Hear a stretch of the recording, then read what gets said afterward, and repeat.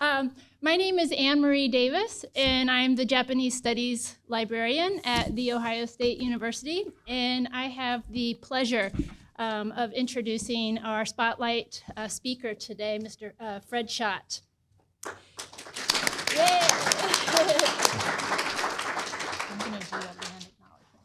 So before we get started, I'm going to do a quick land acknowledgement.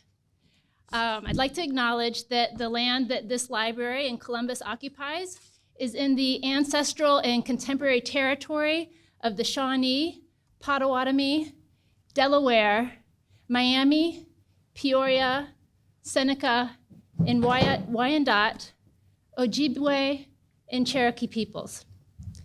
Specifically, this site resides on land ceded in 1795 in the Treaty of Greenville, and as a result of the forced removal of tribes through the Indian Removal Act of 1830.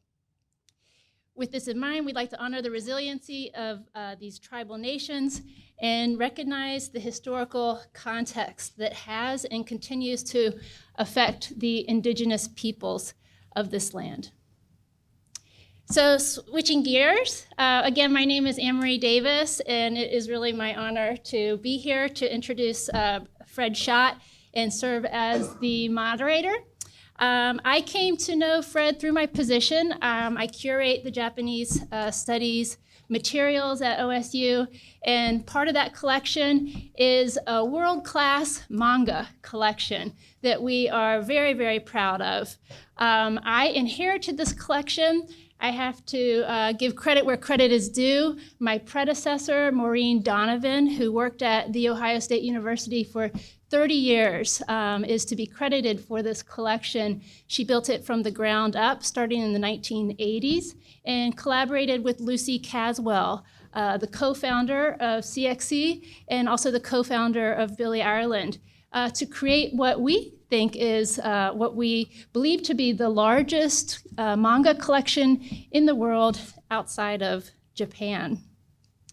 So it's through my own work that I've been able to steward this collection and get to know Fred and his significant body of writings and manga translations.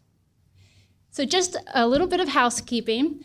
After I've introduced Fred formally, I'm going to hand the mic over to him. He'll speak for about 30 minutes about his phenomenal career, and then I might ask him a question or two, and then I'm going to open it up to the floor for about 10 minutes for him to take questions from the audience.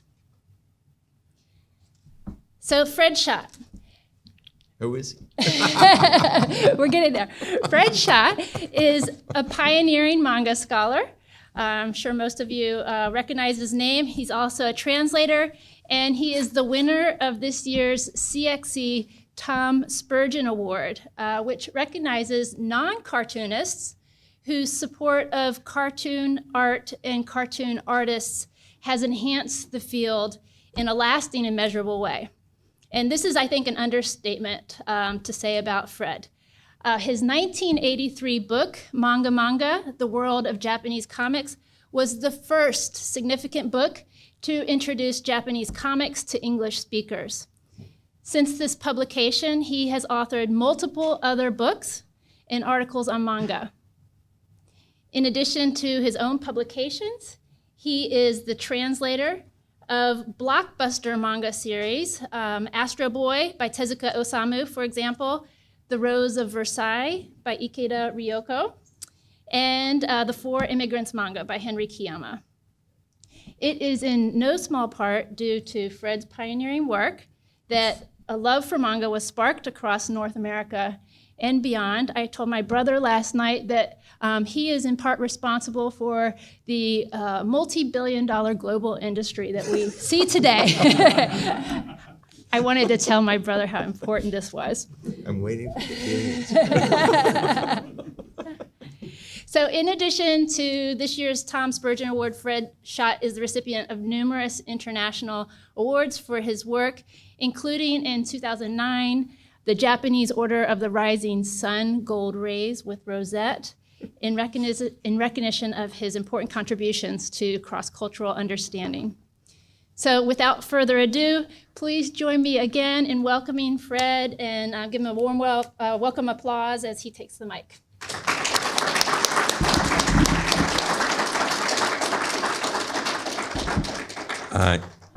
Can everybody hear me? I just want to say it's an incredible honor to be here. I know everybody's supposed to say this sort of thing, but in my case, I really feel like it's true because I feel incredibly honored. And also I wanted to thank not only the CXC people, but also Anne-Marie Davis, who gave us this fabulous tour of the Beerley, Ireland Library and all the wonderful collection of pre-war and wartime and post-war manga.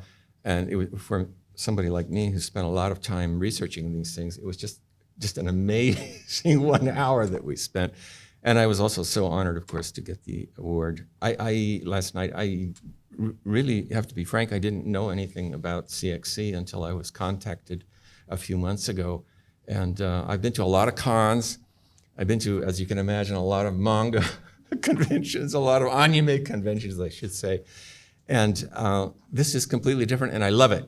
I just love it. And I love Columbus from what I've seen. I'm sure there are bad parts, but we haven't seen any yet. My mother was give you a tour. My mother was born in Portsmouth, Ohio, and I asked the Lyft driver on the way in, and I said, "You know Portsmouth, Ohio?" And he said, "No, I never heard of it." But anyway, we don't have a lot of time, so I'll try and jump in right away. And in order to avoid getting a complete crick in my neck, what I'm going to try and do is look on the computer here and then press this thing and figure out where we're going. So anyway, I'm an old guy. I've been watching a lot of these things for the last 50 years, and I just thought I would throw out some of the things that I've been directly involved with, some of the things I haven't, but sort of the arc of history that I've seen in the last 50 years. I think everybody knows that young people in America today, they all know about manga, anime, and for a lot of young American kids, that's all they can talk about now. This was really driven home to me, excuse me, I have to point this way, I guess. There. It was really driven home to me in 2006 when the New Yorker magazine ran this on their cover. And what's interesting about this, of course, is that most of these things have kind of disappeared, at least from my consciousness. I mean, I don't know about you guys, but I can't remember any algebra. And things like, well, I know Snoop Dogg, and I know some of these things because I was in real time there, but video iPod, that's gone. You know, a lot of these things are gone. MySpace, what happened to MySpace? That was so big for a while. It's gone. But one thing that's definitely still there is manga. And it might be anime even more than manga right now. So to me, that was a realization of how deep Japanese comics and Japanese animation and pop culture have sunk into the American consciousness. I was in Japan in 1970, and I was studying in a university. And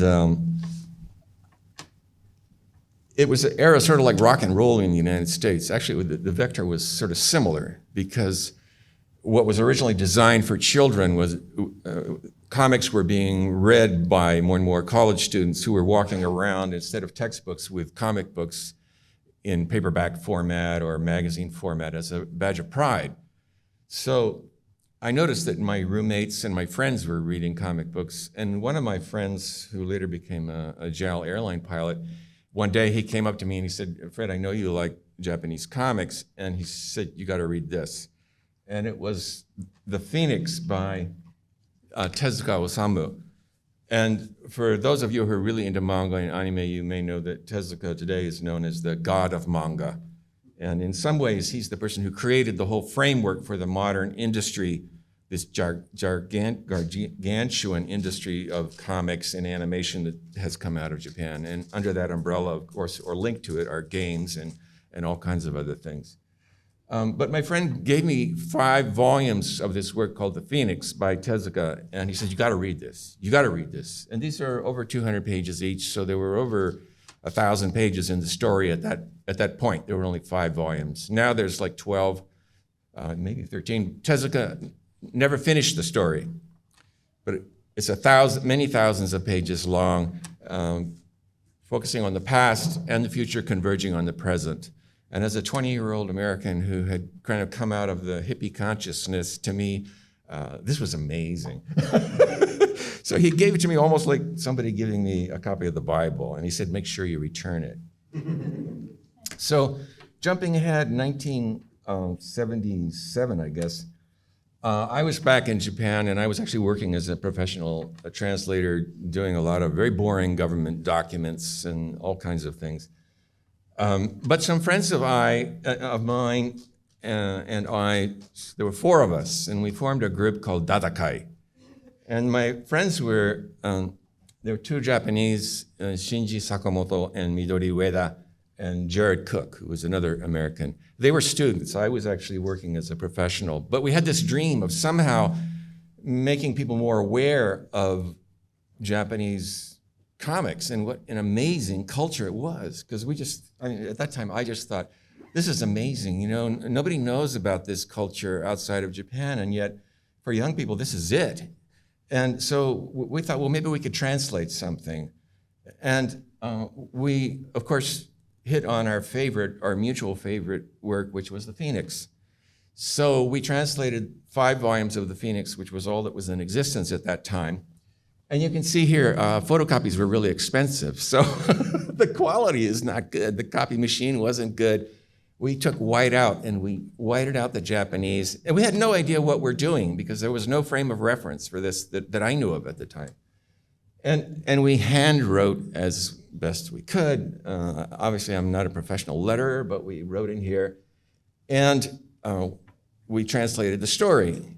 And we gave Tezuka Productions 5 volumes.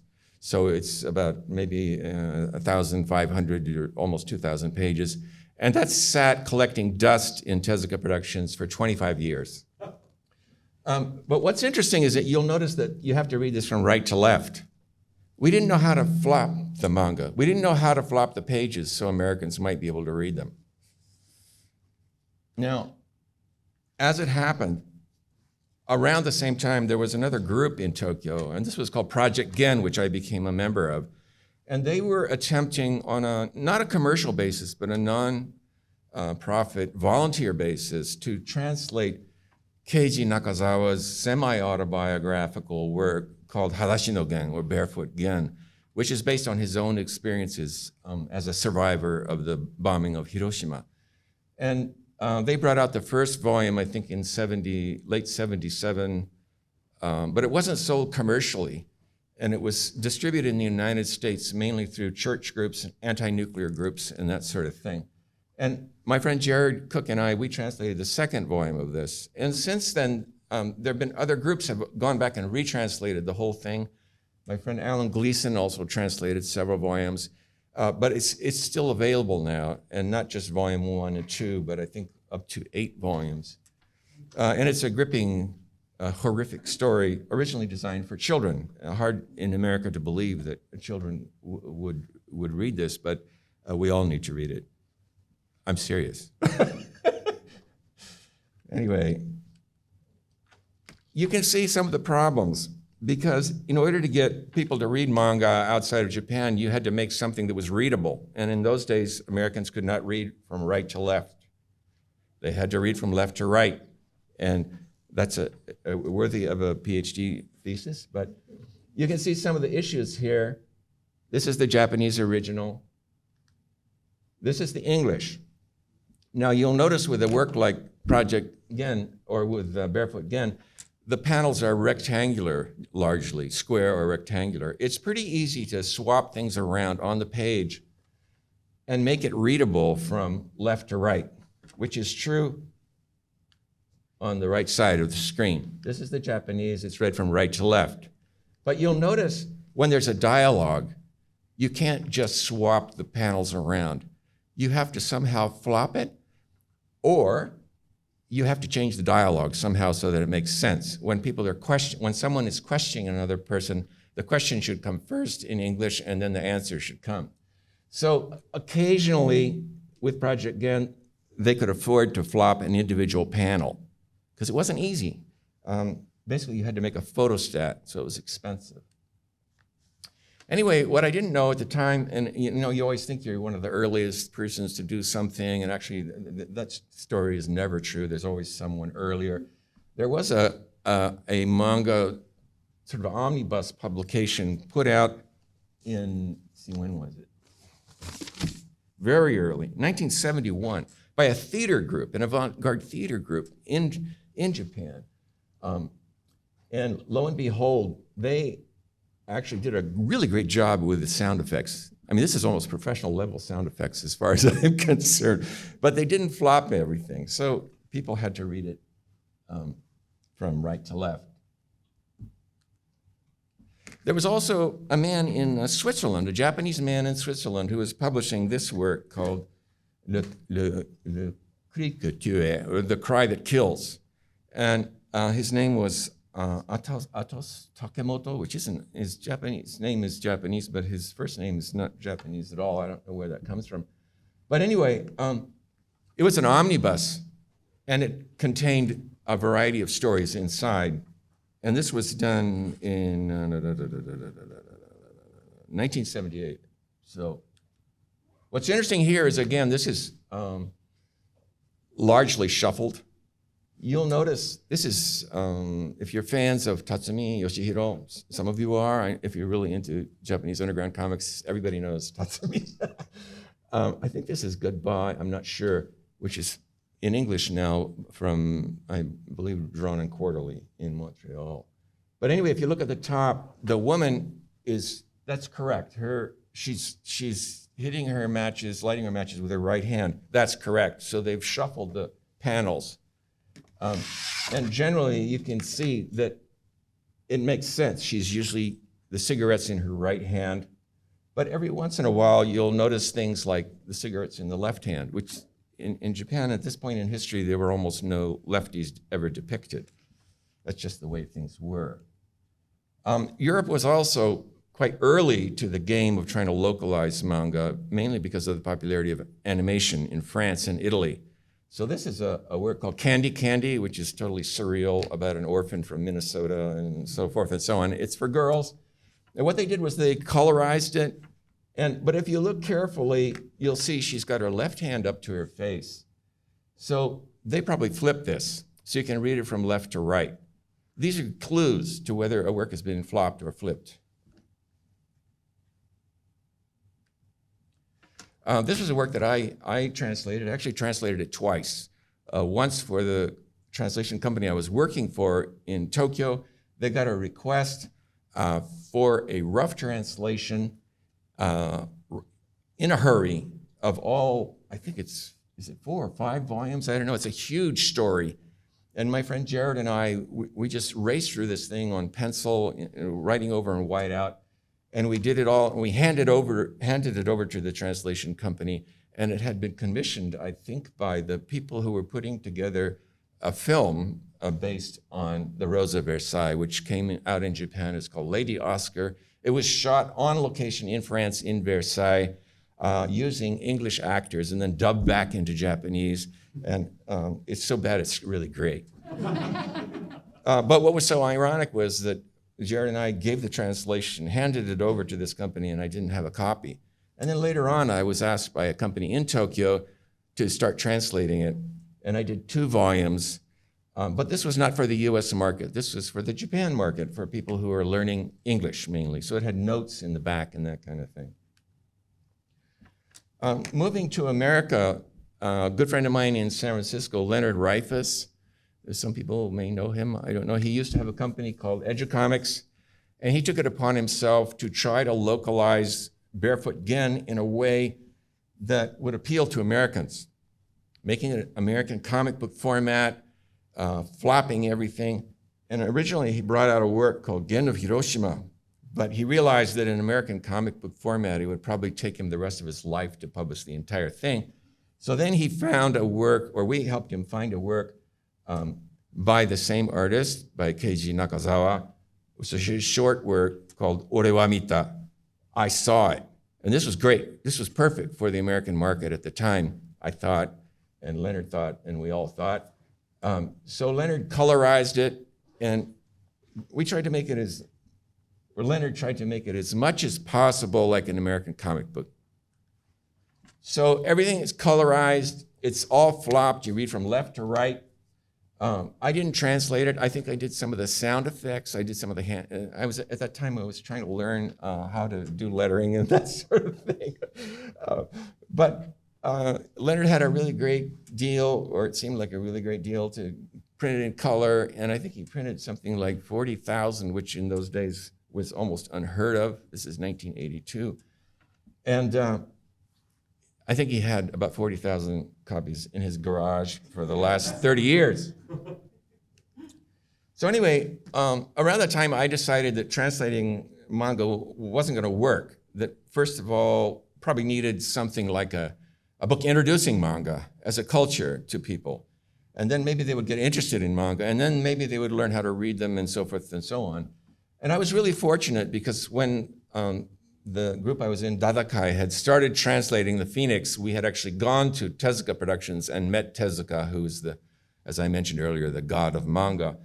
And for whatever reason, he was quite fond of me and also my friend Jared Cook. And when Tezuka would go overseas and come to the United States, or Canada, I was usually his interpreter, or Jared, if I was busy, Jared would be his interpreter.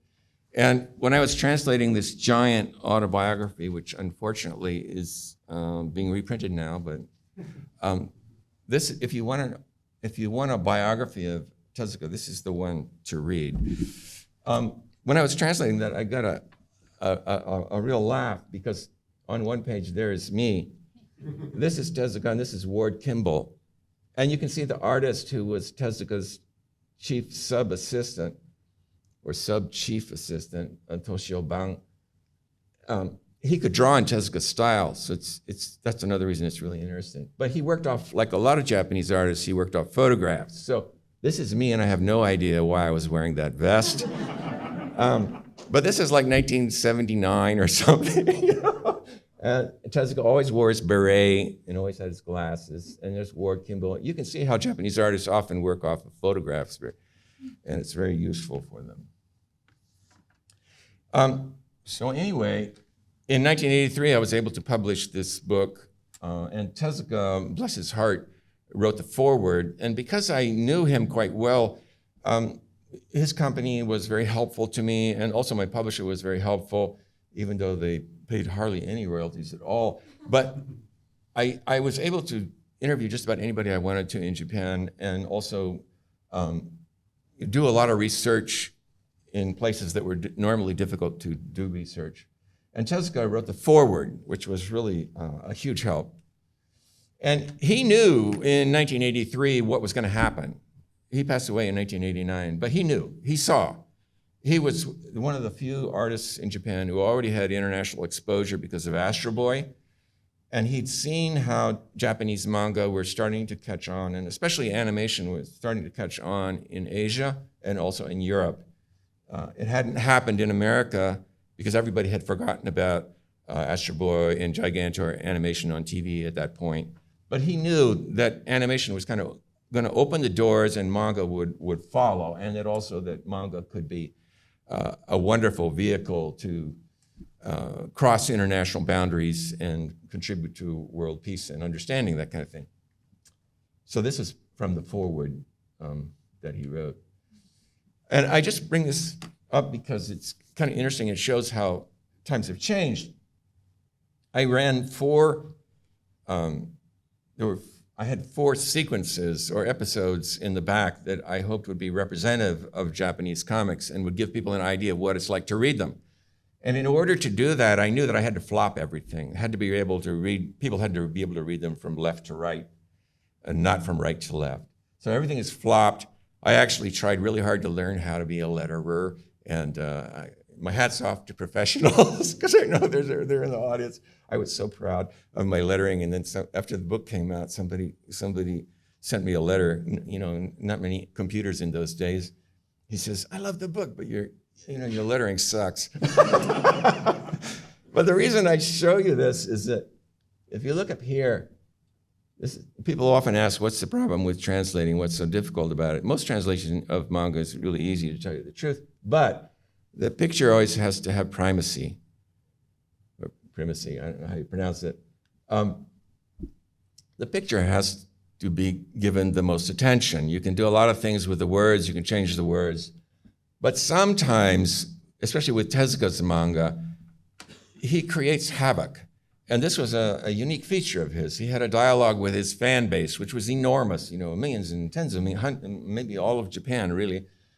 He had a dialogue with them, and he would do things that were wacky. So in the most serious part of a serious story, and this is a philosophical work about medieval Japan, and this one character, Akanemaru, who goes into this treasure house, and he sees a vision of the phoenix, and he comes out, and he's supposed to report to Kibi no Makibi. And you'll notice here that in the Japanese version, he comes out, and the character meeting him, it's supposed to be this character, Kibi no Makibi, who's a historical figure, very famous in Japanese history. And what Tezuka has done is he's manifested one of his friends, Mizuki Shigeru, Shigeru's favorite character, Nezumi Otoko, or Rat Man. Now, in America, you can't do this, you get into copyright violations, there's all kinds of issues, but that was really common in Japan at the time. Well, I knew that American readers are just not gonna get this, And also he had this gag here. So this is the only place in the world, in my book, is the only place in the world where you're gonna see these two panels from the Phoenix that have been altered, because I didn't get down on my knees, but almost got down on my knees and begged Tezuka to redraw these. So this is the character that's supposed to be in this plot line. And we got rid of the Hyotansuki. Anyway, moving forward. In America, commercial manga translations didn't really get off the ground until 1987, I think I should say. Yeah. I didn't have anything to do with these translations, but you can see they're trying very hard to make them look like American comic books. Everything's flopped. You can read them from left to right. And also in American style, the cover is done by a different artist. That's never done in Japan until recently, at least. So this is Frank Miller, which really helped sell Lone Wolf and Cub. And in San Francisco, a new company, Viz Media, or Viz Comics, under the auspices of Eclipse, which is just north of San Francisco, put out My the Psychic Girl. And these are two of the first truly commercial manga that appeared in the United States. A lot of people know the work Akira, and that was sort of symbolized how, mega corporations were thinking that maybe there's some money here, because Marvel, under the Marvel umbrella and the Epic Comics line, they put out an English edition of Akira. And it was really well done, except that in coloring it, they made it too dark. That's my main criticism of it. But it's a great story, and I'm sure a lot of people have seen the animation and maybe read the comic book. It's a great book. It was just too dark. The coloring, I think, kind of defeated the strength of the original story. And that was in 1988. So we're going forward in time here. But everything still flopped. And I worked on this, and I love this work, and I think it's sort of the epitome of localizing Japanese manga into English. Everything was flopped, everything was hand-lettered professionally, and also it just worked really well, I thought. But this is the end of it. A friend of mine said it was over-engineered because of what was about to happen. I also translated the Astro Boy series, the entire series, is 23 volumes. This is all flopped as well. Professionally done, professionally lettered, but came up from Dark Horse. And I love this story. If you like Astro Boy, forget the animation, read the original comics, and you'll be amazed because it's totally different, and you'll see what it's like to be someone like Tezuka, who is a near genius, who has to write a series for 10-year-old boys and has to entertain himself because he starts talking about civil rights, race discrimination, the atomic bomb, artificial intelligence, man-machine interfaces, suicide bombers, drug addiction. Everything is in here. But this is sort of the end of flopping of manga. And the big change started around then, 2002, but there was a company in New York that actually put out this work called I don't even have it here. Blast. Oh, yeah. This is in 1993. This is kind of hinting at what was going to happen because they didn't flop everything. And they put in a description in the first page telling people how to read the manga from right to left instead of left to right. And it's a work called by Hideshi Hino. So here you can see. This is kind of hinting at what publishers didn't realize was possible, but eventually glommed onto and loved because it reduced their cost enormously. So you'll see the sound effects are just very simply translated. They're not redrawn. Everything is done super simple, and you have to read it from right to left. And amazingly, a company in LA later, nothing to do with this work, Tokyo Pop, hit on this idea of authentic manga by not flopping manga. And in a way, this was kind of a con job, I hate to say it, but super fans in the United States had really always wanted to read in the most authentic format possible to get as close as possible to the original. So that they discovered that worked, that American readers could actually read from right to left instead of left to right, which nobody believed possible. So I worked on this work, which is also based on Astro Boy, and I recommend it if you really want to read a good manga. This is just a fabulous, fabulous manga. This is based on one episode of Astro Boy.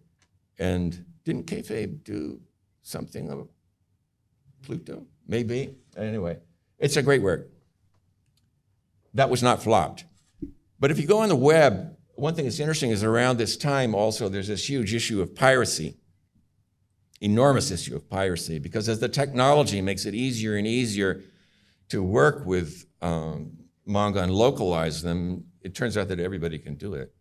Anybody who can translate a little bit, maybe they're a college student in England or India or whatever, and taking Japanese, you can work on your own manga translations. So there's this huge, many of you may know and enjoy. There's a universe of what's called scanlation. And I mean, some of the scanlations are pretty good.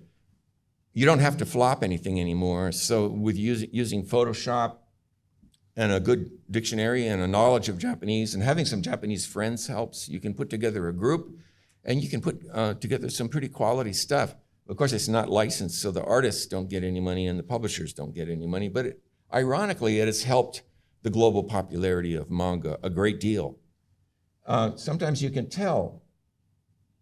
This is a pirate edition. You'll notice here the little girl says, "Uncle, you aren't bad at drawing." And she's referring to her uncle who's in the background here. Well, he's not her uncle. That's just, she's saying, "Oji-san." She's saying, "Mister." So you notice little translation errors here, and that's a giveaway that it's probably pirated. So, and this will offend a lot of people, but in a way, what's happened in the English-speaking world is that we have what might be called a Zorse. It's a hybrid. It's a combination between a zebra and a horse, or a Japanese manga and an American comic book. And the reason I say that is that even though hardcore fans in America think they're reading a much more authentic work, if they're reading from right to left instead of left to right, and they think that they're reading the way the artist intended it, that's true in terms of the images and the visuals, but it's not true of the language, because in Japanese, the language is always vertical. And the language in the speech balloons is always, it's vertical right to left. So it's a compromise, and it's an interesting compromise, because people are doing something which in theory should create a certain amount of cognitive dissonance. But the amazing thing to me, and the thing that I appreciate most, is that the American public is far more flexible than anyone, including myself, dreamed 30, 40 years ago.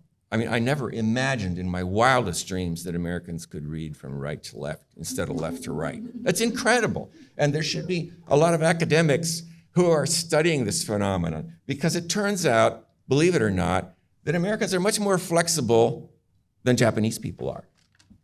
So, what about the other way? American comics going to Japan. Japanese manga are really a fusion of grammar imported from the United States in terms of panels and word balloons and sound effects and all that sort of thing, with a Japanese native love of art entertaining, often erotic, all kinds of things. It's really a fusion. And in Japan, manga is so big, a lot of people have kind of forgotten about that. And most people are not really interested in American comic books, I hate to tell you. But there have been efforts to change that and make people in Japan more aware of what's being done outside of Japan. And this was in the late 90s. Trina's not here. She won the award. Trina, are you there? She's not here. Yeah, she's at her table selling manga, selling comics, and that's good. She should. And read her book, by the way. It's called The Last Girl Standing. It's just fabulous. Anyway, this is Trina. This is Sergio Aragones. Steve Lealoa. And that's me in the background. This is organized by the Tezuka, and this is Jerry Robinson here. And these are Japanese, and Arvel Jones, I believe. Many of these people have passed away from the Japan side. This is the current president, or the head of Tezuka Productions. Tezuka died in 1989, but his company really wanted to introduce Japanese to more American artists. So for a brief period in the 1990s, between 1995 and 1998, I think, they had these annual trips and invited American artists over. And I was able to help select the American artists and then also interpret for them and so forth in Japan. You'll notice there's a little spelling error there. This is Jules Pfeiffer in his element. He's having a great time. Dennis Cowan on the right-hand side. This is Will Eisner in his element. And this is Colleen Doran. And anybody know this gentleman here? Jeff Smith. Jeff Smith, that's right. He hasn't changed at all. And this is VJ here. They look identical.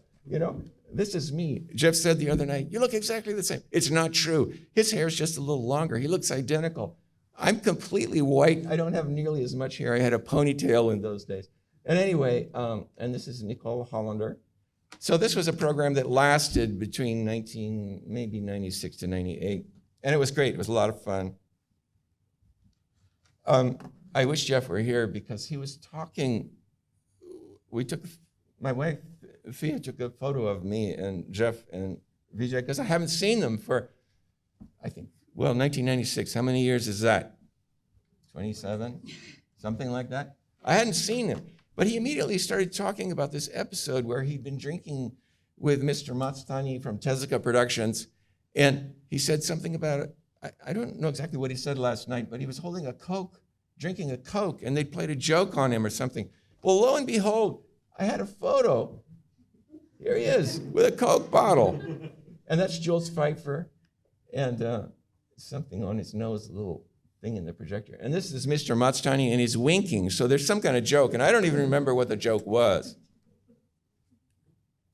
And I know we're running out of time, so I just want to conclude by saying that I'm on the executive committee of what's called the Japan International Manga Award. And most of you don't know about this because for whatever reason, there are very few submissions from the United States, and I don't know why, because this should be like one of the comic book capitals of the world. But this is a global award, and it's run by the Japanese government and the Ministry of Foreign Affairs. And this year is the 16th, well, it will be the 16th year. Earlier this year, they had submissions from 76 countries, 483 submissions, and the winners were from Holland, Ukraine, and then also Spain. And every year, there are different styles. And these people are brought to Japan. There's no money involved. It's taxpayer money from Japan, so that they don't give you any money, but they treat you like royalty. And you get to tour Tokyo and Kyoto and meet Japanese artists of your choice. And you get to have discussions with Japanese artists, and you get a nice award if you win. It's just great. But for whatever reason, whatever strange reason, there are very few people from the United States. So if you know professional artists or people who want to be professionals who are working at a high level, maybe have already been published, this is worth a submission. And so the URL is at the bottom. Since I'm just a token on this committee, but I feel embarrassed because there's so few submissions from the United States. So come on, guys, step up, you know. So that's it for me. Thank you. Thank you.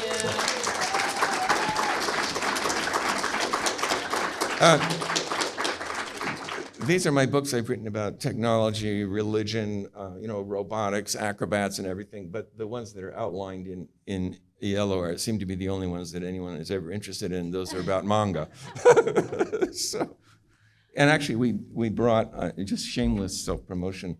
Yeah, well, I brought mine because I'm going to go to the signing table and get your signature later. Yeah. Oh, thank you. It's out of print, but we brought 10 copies if anyone is interested. Awesome. So that's all I have to say. And I'm sorry I took up so much time. No, that's perfect. It's so fascinating. I could sit here and listen to you speak all day. I love this history. There's so many things to follow up on.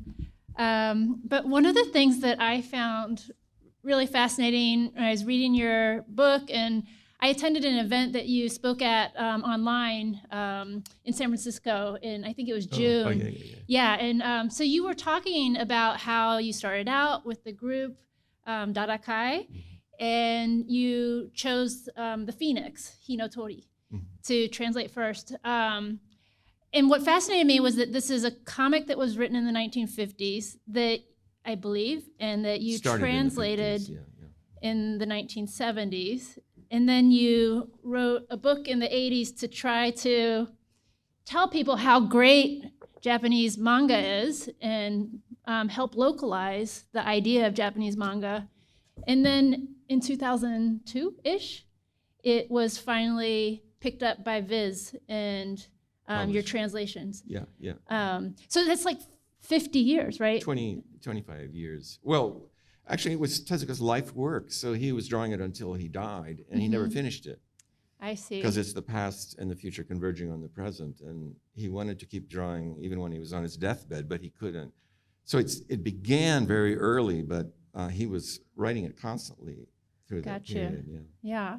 So I guess one of my questions is how do you, when it takes from the inception of the work in the 50s and then its publication in America some 50 years later, how do you keep up with all these changes? I mean, you're talking about flopping comes about and different ways of reading, and I can't imagine that you were necessarily incorporating some of the changes that were popular by the 2000s in your original 1970s translation. So how are you kind of keeping up with this? And well, for the Phoenix, it came out, we translated it way, way before there were any flopped manga or anybody knew about manga. Well, hardly anybody knew about manga in the United States. And if I can digress, the title here, Manga, I had a semi-argument with my publisher, Peter Goodman, or my editor, Peter Goodman at the time. And he said, oh, you ought to put manga in the title. And I said, are you kidding? People will think it's Italian food. And then I said also, in the library card catalogs that are paper in those days, they'll file it next to manganese and nobody will read it. So that gives you an idea of how different things were. But when the book came out, didn't have to worry about these issues so much. We just had to make something that would be readable by Americans. So it had to be flopped or rearranged so that it could be read from left to right instead of right to left, that kind of thing. Gotcha. Well, I think you mentioned that it stayed on your shelf or in your garage for a couple decades before it was actually published. It was in Tezuka Productions. Okay. I don't know if it was in their safe or not, but it was in their archives for 25 years. Okay. And then did you have to go back and rework it, or did they just take No, we just did it. And at that time, because we had only done 5 volumes originally in 1977, 78 as Dadakai. And then the rest of them were just my friend Jared Cook and myself. And when Viz picked those 5 volumes up and finally agreed to publish them in around the 2002 frame, then Jared and I went back and translated all the remaining volumes, which there were 7 or 8, I can't remember the exact number. So that's the difference. But at that point, manga were not being flopped widely. Or they were, but everything was flopped at that point. So the English edition of the Phoenix that came out was all flopped. I see. So we hadn't gotten into Right. the more heated arguments over whether one should flop, non-flop. It was just starting. Gotcha. Yeah. Gotcha. So I didn't have to worry about that. That's so fascinating. So I have two questions, but I'm trying to pick which one because I want to open it up to the audience too. I guess I'm curious to hear more about Dadakai. How did you guys meet? How did you form? And what was your work process together? It seems like you were collaborating quite a bit. Yeah, well, in the beginning, Dadakai itself did not last very long. There were 4 members in the beginning, quickly devolved to 3. Jared and I did the actual translation, and Shinji Sakamoto was mainly helping to do the coordinating and also the business side of it. So he actually negotiated an arrangement with Tezuka Productions, and we actually were able to go and meet Tezuka Productions and ran into accidentally Tezuka himself and so forth and so on. Dadakai itself only lasted for about a year, and then after that, I would work alone, or sometimes I would work, for example, on Pluto. I worked with my friend Jared Cook again after many, many years. But we had a very interesting process, and I don't think other translators have done this, but Jared and I split up the characters. So I would take different roles, and he would take different roles, and we tried to divide them equally. Uh-huh. And we thought in the beginning that would be a great way to establish a different voice for different characters. Interesting. And I don't think many people do that. I've never heard of any others that do that. But that's one thing that's sort of interesting about the Phoenix and also Pluto, which I showed the picture of, which I did with Jared. Oh, wow. Yeah, and I really enjoyed that, frankly. Yeah, I imagine it must be fun to collaborate on those kinds of things with a friend. Yeah, it's fun. Astro Boy, which was a huge amount of work, I did that all alone, and I enjoy working with other people. Uh-huh. Yeah, wow. All right, well, I'm going to stop here. Yep, I already see a question hand coming up.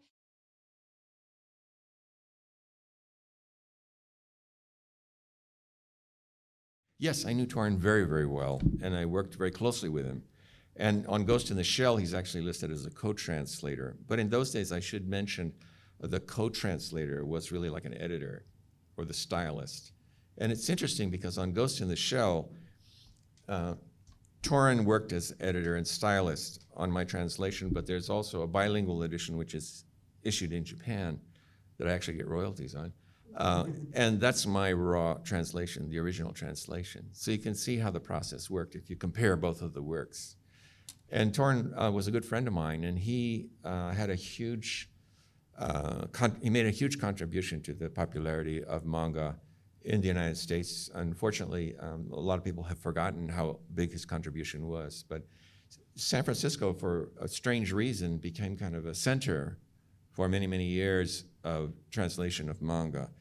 And it was centered around Viz Media, which was headed by Seiji Horibuchi and his friend Satoru Fujii, which was a subsidiary of one of Japan's largest publishers, Shogakukan.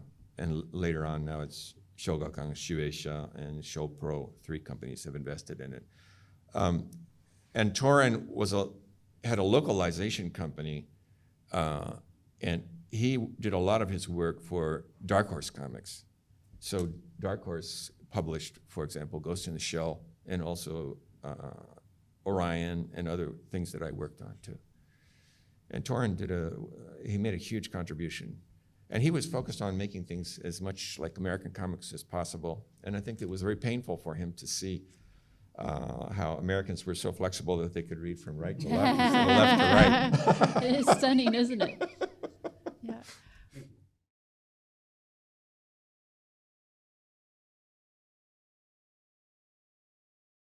Oh, thank you What a so great much for question. asking that Yeah. question. Yeah, yes. I spent most of my life working as an interpreter and a conference interpreter. And, as an interpreter, you don't get to say anything. And then I like niche things. And should I call you doctor, or should I call you doctor, professor, or Anne-Marie? I don't know.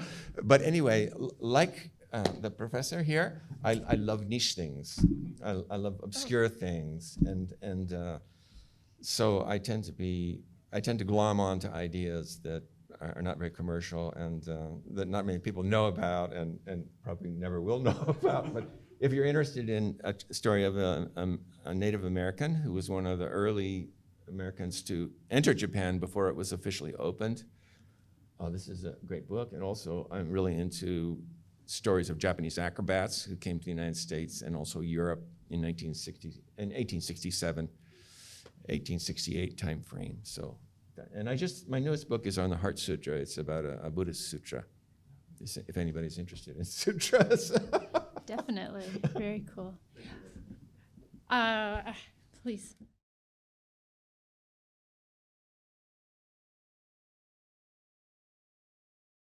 I think it's hopeless. I'm sort of reminded of Keith Knight last night. He said, if you're a newspaper cartoonist, he said, well, forget about the newspapers. They haven't been kind to us. You know, it's time to move on.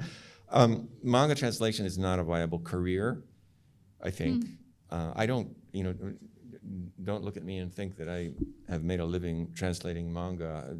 That has never happened. That's always been a labor of love. Most of my life, I've supported myself as a conference interpreter doing technology work. And the way things are going, especially with so many people who enjoy doing manga translation, and God bless them, and they enjoy doing it for free, and they have access to a lot of tools. And there's also, among the fan community, there's Google Translate, and there's also DeepL. I don't know if anybody knows DeepL.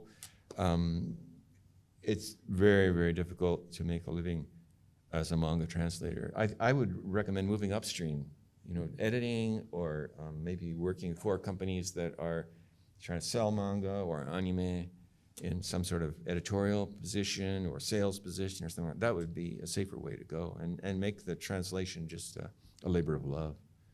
I don't know anybody who, frankly, unless they live with their parents and don't have a car. Like I don't have a car, but it's not very feasible. I think.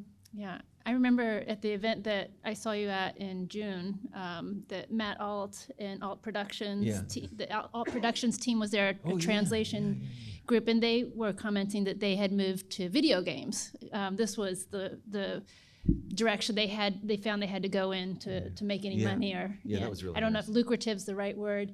And we had a big discussion about AI and translation, and he didn't believe me, but I said, if you look at the direction AI is going in, the human translation thing is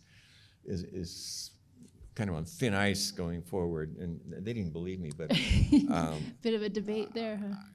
I've been in Silicon Valley long enough to know what direction things are going. So, just in terms of making a living, it's very difficult in translation. But if you love to do it, it's a great thing to do, and it's wonderful. And I encourage people to read a lot of manga. It's frankly good thing for your brain, and it's good. It sounds like you get to meet so many fascinating artists and travel. So yeah, great. And I get to come here and get a and, tour of the library. The Billy Ireland, yes. Well, we ran out of time. I know I saw one more person had their hand up. I want to encourage you to come up afterwards and come ask your question. But I definitely want to make sure we make room for the next speakers. Thank you, everybody, for coming, and thank you, Fred, for sharing so much of your experiences and life story with us.